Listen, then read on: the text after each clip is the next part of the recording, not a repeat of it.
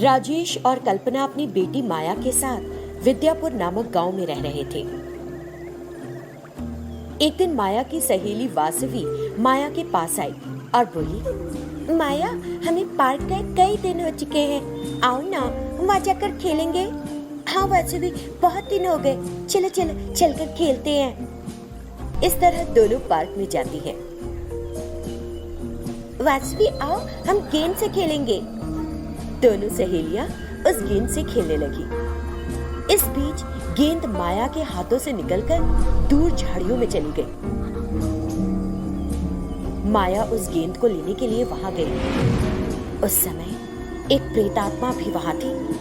वो प्रेतात्मा भी माया की ही उम्र की थी। उसे देखकर माया डर गई और जोर जोर से चिल्लाने लगी, भूत भूत। तभी प्रेतात्मा वहां से गायब हो गई। इस बीच वासवी ने आकर माया से पूछा, क्या हुआ माया, तुम ऐसे क्यों चिल्लाई थी? मैंने यहाँ एक भूत देखा, वो भूत भी हमारी तरह ही एक लड़की थी। मेरी दादी ने बताया था कि जो भी किसी भूत को देख लेता है ना, तो फिर वो भूत उसका पीछा करता है। मुझे डराओ मत प्लीज, मुझे भूतों से बहुत डर लगता है। मैं घर जा रही हूँ अब। इतना कहकर माया घर चली गई। घर पहुंचकर रोते हुए उसने अपनी माँ को पार्क में हुई घटना के बारे में बताया। ये सुनकर माया की माँ ने उसे हिम्मत देते हुए कहा, डरो मत बेबी, कुछ नहीं होगा, तुम जाओ और अपने हाथ पैर धो लो, फिर खाना खाना। खाना खाकर माया अपने कमरे में चली गई और सो गई। कुछ देर बाद उसे कुछ अजीब सी आवाजें सुनाई दी। ये सुनकर माया जाग गई और देखा कि वही प्रेतात्मा उसके बिस्तर पर बैठी है। भूत भूत, इस तरह माया डरी सहमी चिल्लाई, डरो मत, मैं तुमको कोई नुकसान नहीं पहुंचाऊंगी। तुम वही भूत हो जिसे मैंने पार्क में देखा था, है ना? हाँ, मैं उस पार्क में रहने वाली प्रेतात्मा हूँ। मेरा नाम सारा है। सारा, तुम प्रेतात्मा कैसे बनी? मैं भी तुम्हारी तरह ही एक दिन पार्क में खेल रही थी। एक दिन जब मैं पार्क में तेजी से झूला झूल रही थी, तो मैं झूले से नीचे गिर गई। मेरे सिर में गहरी चोट लगी, मैं वहीं मर गई। तब से मैं एक प्रेतात्मा बन गई हूँ और वहीं उस पार्क में रह रही हूँ। तुमको इतनी तेजी से नहीं झूलना चाहिए था ना? हाँ, मेरी गलती की वजह से मेरी जान चली गई। मैं भी सभी की तरह खेलना चाहती हूँ, लेकिन मेरे साथ कोई नहीं खेलता। सब डर कर भाग जाते हैं। मेरा कोई दोस्त भी नहीं है। आज से मैं हूँ तुम्हारी दोस्त। अब से हम दोनों दोस्त हैं। अगले दिन माया ने नाश्ता किया और सारा की प्रेतात्मा के लिए लेकर गई। सारा, मैं तुम्हारे लिए कुछ खाने के लिए लाई हूँ। क्या तुम मेरे लिए खाना लाई हो? हाँ, तुम्हें भी तो भूख लग रही होगी ना? लो, खा लो। उस दिन के बाद से माया अपने कमरे में ही रहने लगी और सारा की प्रेतात्मा के साथ खेलने लगी और उससे बात करने में सारा समय बिताने लगी। एक दिन माया की माँ उसके कमरे में आई और बोली, माया, हमें एक साथ भोजन करना है। माँ, मैं यही खाऊंगी। क्या हुआ बेटी, क्या तुम्हें ठीक नहीं लग रहा है? मैं ठीक हूँ माँ, लेकिन मैं अपने कमरे में ही खाऊंगी। ये सुनकर माया की माँ कल्पना को थोड़ा शक हुआ। वो दोपहर का भोजन लाई माया को दिया और कमरे से बाहर जाते समय उसने खिड़की से अंदर झांका। उसने एक साई को पलंग पर माया के साथ खाना खाते देखा और चौंक गई। तुरंत कल्पना पास के मंदिर में जाकर स्वामी जी से मिली। फिर उसने उन्हें बताया कि उनके घर में क्या चल रहा है। मुझे आपके घर में चंडी होम यज्ञ करना होगा, तभी हम उस प्रेतात्मा को आपके घर से बाहर भेज सकते हैं। मैं आज आपके घर आऊंगा और होम करूंगा। ठीक है स्वामी जी, आप अभी मेरे साथ चलिए और उस होम यज्ञ को संपन्न करिए। इतना कहकर वो स्वामी जी को अपने घर ले गई। उस घर में होम यज्ञ करते हुए स्वामी जी ने सभी से कहा, इस होम के समाप्त होने तक सभी को यही रहना होगा। उनकी आज्ञा मानकर हर कोई घर में ही बैठा था। स्वामी जी मंत्र पढ़ रहे थे और होम कर रहे थे। इसी बीच सारा की प्रेतात्मा वहां आई। अरे स्वामी जी, इस होम को रोको, नहीं तो तुम्हें जान से मार दूंगी। इसे रोको, ये मुझे तकलीफ दे रहा है। तुम माया को छोड़कर अभी यहाँ से चली जाओ। वो मेरी दोस्त है, वो तो एक अच्छी भूत है, उसे मत पकाओ, मत पकाओ। सुनो माया, वो भूत तुम्हारे साथ नहीं होनी चाहिए, उसे जाना होगा। अरे प्रेतात्मा, तुझे माया को छोड़ना होगा, क्योंकि मरे हुए और इंसान के बीच कोई दोस्ती नहीं हो सकती। ये संभव नहीं है। मैं नहीं जाऊंगी, मैं नहीं जाऊंगी। देखो, मैं तुम्हें मुक्ति मिल सके इसीलिए ये कह रहा हूँ। फिर तुम इस प्रेतात्मा रूप से छुटकारा पालोगी और इस दुनिया से मुक्त हो जाओगी। ये कहते हुए संत ने अपने कमंडल से पानी लिया और उस प्रेतात्मा पर छिड़का।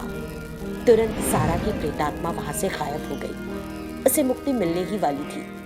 तभी उसकी सहेली के जाते ही माया रोने लगी। इस बीच सारा फिर वहां नजर आई और कहा, माया दुखी मत होना कि मैं जा रही हूँ। यदि तुम दुखी रहोगी तो मुझे मुक्ति नहीं मिलेगी, तुम्हें खुश रहना होगा।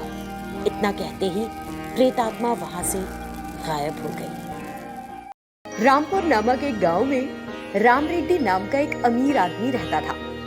उसका सात्विक रेड्डी नाम का एक बेटा था। उनके घर के पास एक झोपड़ी में एक मोची रहा करता था। उनका कन्ना नाम का एक बेटा था। सात्विक और कन्ना दोनों हर दिन एक साथ खेलते थे। वे दोनों बड़े अच्छे दोस्त थे। एक दिन कन्ना अपने पिता के पास गया और बोला, पापा, अगले सप्ताह मेरा जन्मदिन है ना? मुझे नए कपड़े खरीद दो ना पापा, प्लीज। कन्ना, मैं तुमको तुम्हारे जन्मदिन के लिए कपड़े भी नहीं खरीद के दे सकता।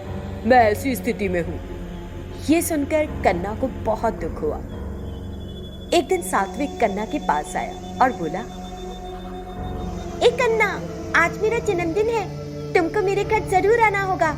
नहीं सात्विक, मेरे पापा मुझे नहीं भेजेंगे और फिर तुम्हारे यहाँ बड़े बड़े लोग आएंगे। एक बार मेरे कपड़ों को देखो, सबके सब फटे हुए हैं। कन्ना, अगर कपड़े तुम्हारी प्रॉब्लम है तो मैं तुमको अपने कपड़े दूंगा, तुम उन्हें पहनना, लेकिन तुम मेरे घर जरूर आना। इतना कहकर सात्विक चला गया। उस रात कन्ना सात्विक द्वारा दिए गए कपड़े पहनता है और उनके घर जाता है। जैसे ही सात्विक ने केक काटा, सभी ने गाना शुरू कर दिया, हैप्पी बर्थडे टू यू, तुमको जन्मदिन मुबारक हो। सात्विक को ढेर सारी शुभकामनाएं। इतना कहकर सभी ने तालियां बजाई। तब राम रेड्डी ने कहा, सब लोग आकर भोजन करें, कृपया आगे बढ़े। जब कन्ना भोजन कर रहा था तो एक अमीर आदमी वहां आया और उसने उसकी प्लेट को धक्का दे दिया। अरे, तू कृष्णा का बेटा है ना? तू यहाँ क्या कर रहा है? चल बाहर जा। इस तरह उस आदमी ने कन्ना को धमकाया। नहीं सर, सात्विक मेरा दोस्त है, उसने मुझे आमंत्रित किया है। तुम्हारी हिम्मत कैसे हुई मुझे इस तरह जवाब देने की? इतना कहकर उसने कन्ना का कान उमेटा। मुझे मत मारिए अंकल, प्लीज मुझे मत मारिए। इसी बीच सात्विक वहां आ गया और बोला, अंकल उसे मत मारो, कन्ना मेरे साथ पढ़ता है, मैंने आमंत्रित किया उसे इस पार्टी में, उसने क्या गलत किया है, अब क्यों मार रहे हो उसे? तुरंत ही राम रेड्डी ने सात्विक से कहा, सात्विक क्या बात कर रहे हो तुम? थोड़ी देर के लिए अपना मुंह बंद रखो। ए कन्ना, अभी यहाँ से चले जाओ, चलो बाहर निकलो, बेवकूफ हो क्या तुम? इस तरह उन्होंने कन्ना को डांटा और उसे बाहर भेज दिया। बेचारा कन्ना रोने लगा और वहां से चला गया। लेकिन वहां जो कुछ हुआ उसके बारे में कन्ना ने अपने बाबा को नहीं बताया। एक दिन राम रेड्डी को अचानक चक्कर आए और वो नीचे गिर पड़ा। उसे एम्बुलेंस में अस्पताल ले जाया गया। डॉक्टर ने राम रेड्डी को चेक किया और कहा, राम रेड्डी जी, हाई बीपी के कारण आपकी किडनी फेल हो गई है। आपको तुरंत किडनी ट्रांसप्लांट करनी होगी। बाहर एक किडनी डोनर की तलाश करें, नहीं तो आपको डायलिसिस पर आगे की जिंदगी गुजारनी होगी। डॉक्टर कहकर वहां से चला गया। फिर एक दिन कन्ना ने अपने बाबा से बताया, पापा, सात्विक पे पापा की किडनी फेल हो गई है और वो अस्पताल में है, उन्हें किडनी डोनर की तलाश है। ये सुनकर तुरंत कृष्णा ने अस्पताल जाकर राम रेड्डी से मुलाकात की। सर, मैं आपको इस तरह देखकर बहुत दुखी हूँ। आपको जल्दी ठीक होना चाहिए। मैंने सुना कि आपको किडनी डोनर की तलाश है। अगर आपको कोई आपत्ति नहीं हो तो मैं आपको अपनी किडनी देने के लिए तैयार हूँ। लेकिन एक बात सर, ये बात मेरे बेटे को मत बताइएगा।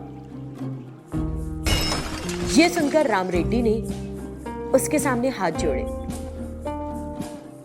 मुझे लगता है कि तुम्हारे बेटे ने तुमको नहीं बताया कि मैंने उसका अपमान किया था। तुमने उसे अच्छे संस्कार दिए हैं। मैं इस मदद के लिए तुम्हारे सामने बहुत छोटा महसूस कर रहा हूँ। तब राम रेड्डी को किडनी ट्रांसप्लांट हुआ और वो घर आ गया। कुछ दिनों के बाद कन्ना का जन्मदिन था। कन्ना कुटिया से बाहर आया तो हैरान रह गया। उसके सामने एक बड़ा सा केक था और उसके घर के सामने गुब्बारे सजाए गए थे। कन्ना, मैं माफी चाहता हूँ। मैंने तुम्हें बहुत दुख दिया। तुमने और तुम्हारे पिता ने मेरी आंखें खोल दी हैं। आज से मैं तुम्हारे सारे खर्चों की जिम्मेदारियां ले रहा हूँ। कन्ना आओ, केक काटो बेटा। जब कन्ना केक काट रहा था, वे सभी हैप्पी बर्थडे गीत गा रहे थे और अपने हाथों से ताली बजा रहे थे। फिर सात्विक और कन्ना ने एक दूसरे को गले लगाया। राम रेड्डी ने कहा, धन्यवाद कृष्ण, तुमने मुझे दूसरा जीवन दिया है। तब से वे अमीर गरीब का फर्क भूल गए और खुशी से रहने लगे।